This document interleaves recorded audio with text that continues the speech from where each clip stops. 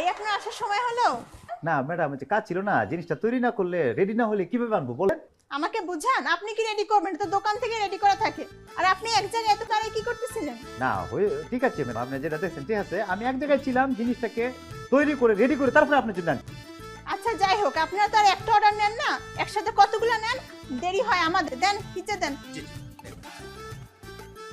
Madam check করে নেন কিটা দিচ্ছেন অর্ডার ঠিক আছে কিনা। এটা চেক করার কি আছে? আমি কি সিঙ্গারা অর্ডার করছি? পিজ্জা অর্ডার দিছি, পিজ্জাই আনছেন। না তারপরও তাহে না যে একটা বিষয়, আমি গেলাম আপনি দেখবেন যে জিনিসটা আপনি যেটা অর্ডার দিয়েছেন সেটা কিনে চেক করেন, দেখে নেন, বুঝেন না? বুঝালেন